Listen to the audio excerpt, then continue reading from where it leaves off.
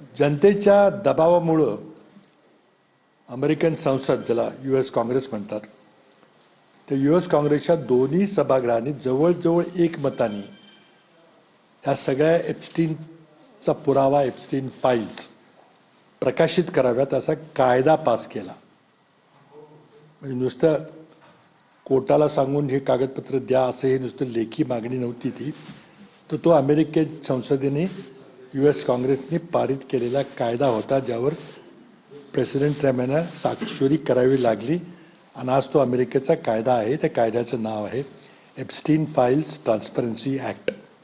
हा कायदा 19 नोव्हेंबरला अस्तित्वात आला आणि त्या कायद्यामध्ये एक महत्त्वाचं कलम आहे की पुढच्या 30 दिवसाच्या आत सर्व कागदपत्र खुले गेले पाहिजेत. आणि हा इलेक्ट्रॉनिक डेटा असल्यामुळं तो सर्चेबल आणि मशीन रिडेबल पाहिजे. म्हणजे अमेरिकेच्या सामान्य नागरिकाला देखील हा 300 GB किंवा त्याच्यापेक्षा जास्त डेटा आहे, तो डेटा उपलब्ध व्हावा. आता अमेरिकन कायदा असल्यामुळे तो कायद्याचं उल्लंघन करणे सरकारला शक्य नाही आहे. आणि म्हणून काल 19 डिसेंबरला 30 दिवस पूर्ण होण्यापूर्वी मोठ्या प्रमाणात माहिती रिलीज करण्यात आली. अगदी संध्याकाळपर्यंत बरीचशी माहिती आलेली आहे. आता ती माहिती शोधणं, त्याला सर्च करणं, कोणाकोणाची नावं आहेत काय, हे महत्काय हे काम आहे, ज्याला अनेक दिवस, अनेक आठवडे लागू शकतात. आणि ही फक्त पार्शल माहिती आलेली आहे.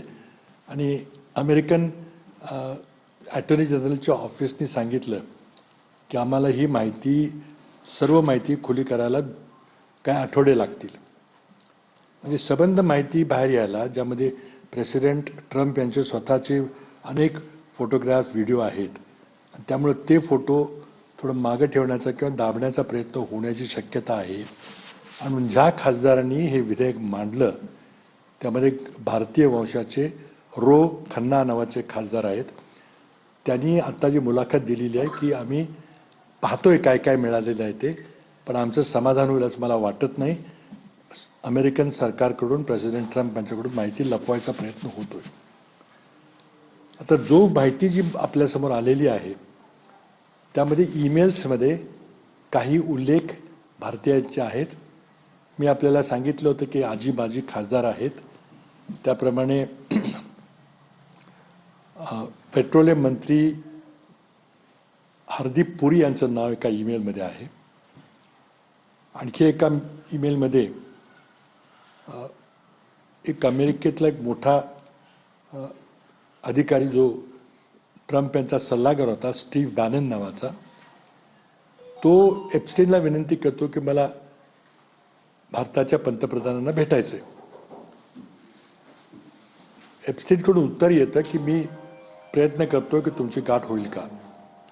नंतर काही दिवसांनी पुन्हा अशी ईमेल येते की मोदी ऑन बोर्ड, म्हणजे मोदी भेटायला तयार आहेत.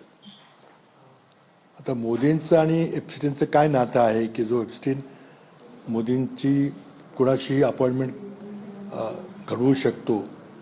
आता याचं उत्तर सरकारकडून मिळावं लागेल. त्याचबरोबर एक माजी खासदार आणि मोठे उद्योगपती अनिल अंबानी यांचंही नाव आहे. आणि एक अमेरिकेत राहणारे आरोग्यविषयक एक बडी व्यक्ती आहेत, त्यांचंही नाव, भारतीय मूळाचे, भारतीय वंशाच्या एक व्यक्ती आहे, त्यांचंही नाव आहे.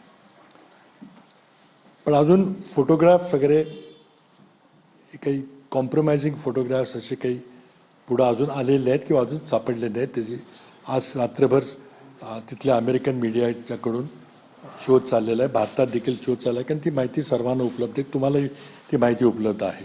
त्याकरता अमेरिकन सरकारने एक वेगळी वेबसाईट तयार केलेली आहे, एप्स्टीन फाईल्स ट्रान्सपरन्सी ॲक्ट म्हणून. त्या वेबसाईटमध्ये जाऊन आपल्याला वेगवेगळे तिथं वेबसाईट आहेत. त्यामध्ये एक वेबसाईट एप्स्टीनची आत्महत्या झाली त्यावेळचं CCTV फुटेज आहे. त्यावेळचं सगळे पोलीस यंत्रणा काय करत होती याची जी माहिती आहे. नंतर आतापर्यंत जी